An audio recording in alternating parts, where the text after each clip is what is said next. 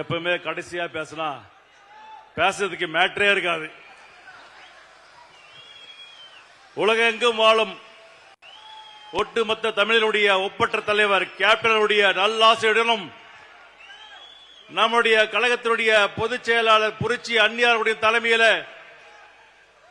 இன்று பாசார் கிராமத்தில் நடைபெறுகின்ற இந்த மக்கள் உரிமை மீட்பு மாநாடு இன்று தமிழகம் மட்டுமல்ல, இந்தியா மட்டுமல்ல, இன்று உலகமே திரும்பி பார்க்கிறது. நம்ம மாநாடு இன்னைக்கு தமிழ்நாட்டில் இருக்கிற கட்சி மட்டும் கிடையாது, டெல்லி இருக்கிற கட்சி, அனைத்து கட்சியுடைய ஐபி ஐஎஸ் எல்லாமே இங்கதான் இருக்காங்க.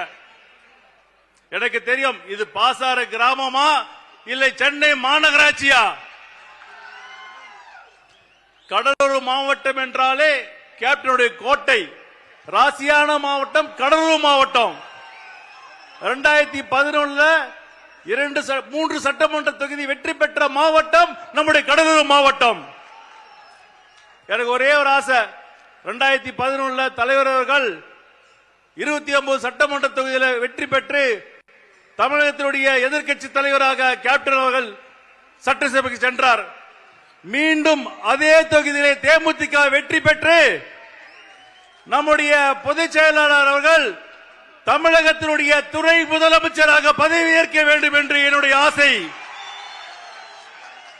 2026 சட்டமன்ற தேர்தலில் நம்ம அனைவரும் ஆதரவு எதிர்பார்த்துக் கொண்டிருக்கின்ற அந்த நாள் பிரேமலதா விஜயகாந்த் என்கின்ற நான் அந்த குரல் கண்டிப்பாக ஒலிக்கப் போகிறது. இன்னைக்கு எல்லா கட்சியிலும் பேசுறாங்க, கூட்டணி பேரம் பேசுறாங்க. ஆமாதான், என்ன பேரம் பேசுறோம்? வேற எந்த கட்சியும் பேச முடியாது. பேசுறதுக்கு ஒரே கட்சி தேமுதிக தான், வேற யாருமே கிடையாது. இன்னைக்கு பாத்தீங்கன்னாக்கா 10 வருஷம் கழிச்சு மாநாடு நடத்துறோம். நம்ம இன்னைக்கு சென்னையில் இருந்து இந்த கிராமத்துக்கு வரைக்கும் தொடர்ந்து எல்லா கிராமத்திலையும் எல்லா நகரத்திலையும் கொடி கட்ட ஒரு இயக்கம் நம்முடைய தேசிய முற்போக்கு திராவிட கழகம். இந்த பக்கம் கன்னியாகுமரியிலிருந்து நம்முடைய மாநாடு திரைக்கு தொடர்ந்து கொடியை கட்டிய ஒரு இயக்கம் நம்முடைய தேசிய முற்போக்கு திராவிட கழகம். நம்ம என்ன ஆட்சியில் இருந்தோமா? கிட்டத்தட்ட ஒரு 1000 கிலோமீட்டருக்கு கொடி கட்டுறோம்னாக்கா எந்த அளவுக்கு தெம்பு இருக்கும். அந்த தெம்பு நம்முடைய கேப்டன் நமக்கு கொடுத்து போயிருக்காரு. நம்மளுக்கு எவ்வளவு பேனர், எவ்வளவு கொடி, எவ்வளவு வாகனங்கள். எனக்கு ஒரு ரிப்போர்ட் கொடுத்தாங்க. இப்போ கிட்டத்தட்ட ஒரு 50 கிலோமீட்டருக்கு டிராபிக் ஜாம். இந்த பக்கம் பாத்தீங்கன்னாக்கா ஒரு 70 கிலோமீட்டர் டிராபிக் ஜாம். இங்க கூட்டம் எவ்வளவு வந்திருக்கு? ஒரு சர்வே ரிப்போர்ட் வந்திருக்கு. இப்போ 10 லட்சம் தொண்டர்கள் இந்த மாநாட்டில் கலந்துருக்காங்க இன்னைக்கு.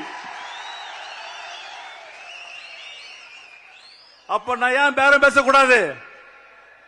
பேரம் எதுல? சீட்ல. நீங்க தர 10 சீட்டுக்கோ 15 சீட்டுக்கோ இந்த தேமுதிக கிடையாது.